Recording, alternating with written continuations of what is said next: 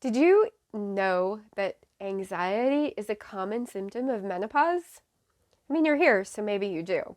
But did you know that it's one of the most common symptoms and most overlooked? A lot of times, people don't realize that anxiety is attributed to menopause.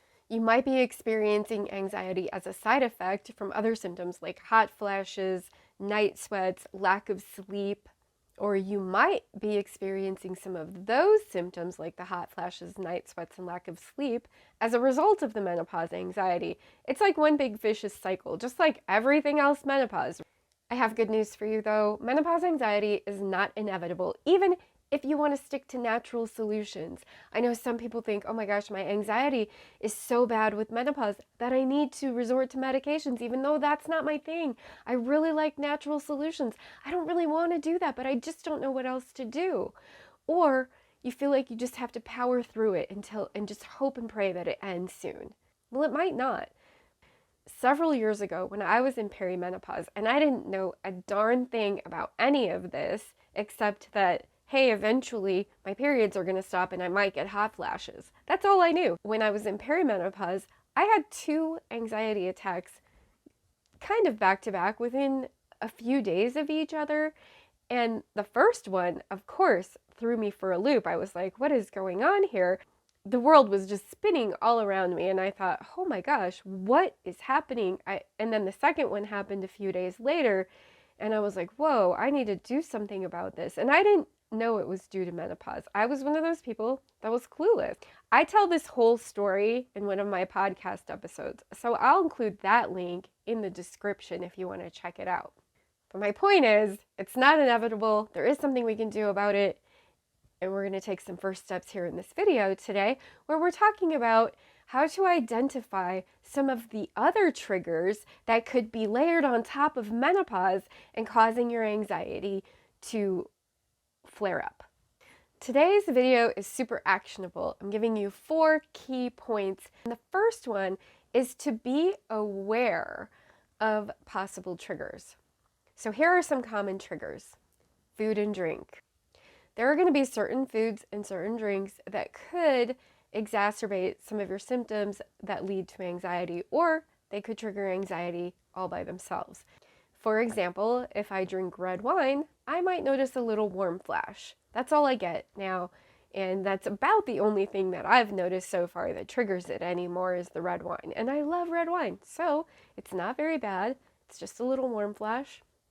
I don't worry about it too much, but I recognize that as a trigger. So kind of pay attention to the food and the drink that you have, and if that is connected to any feelings of anxiety or any of your other symptoms that might perpetuate the anxiety, especially like hot flashes, night sweats, not being able to sleep very well. The food and drink are really connected to that. And lack of sleep, as I said earlier, can contribute to your anxiety. Another common symptom is activity, or sometimes lack of activity. So if you normally walk every day, and you skip it a few days and you notice yourself feeling more anxious, get that walk in. It's important. So pay attention to all the activities that you normally do. Maybe if you notice that you come home from work and just Netflix and chill, and you notice that if you do take a walk instead after dinner, that you don't feel as much anxiety, try out some different things, experiment with it. But activity is also a factor that could be factoring in to your anxiety. Now this one's obvious, but I'm going to mention it anyway because it's so obvious and it's so big, is stressful situations can be a common trigger for anxiety, conflict with other people. If you notice more, are you looking forward to seeing somebody that you're about to see? Or are you dreading it? Are you feeling some kind of feelings? This is about getting it more in touch with what's going on in the back of your mind, right? Underlying feelings about something. You know if you're dreading to see somebody, but you might distract yourself from that because maybe it's unavoidable, or maybe it's somebody that you really like, but there's just some aspect of them that kind of ends up being maybe drama or stress or conflict, or you feel pressure. A lot of times, just for example, we we women can be people pleasers. And maybe there's someone who feels sort of seems like they maybe take that for granted or take advantage of that.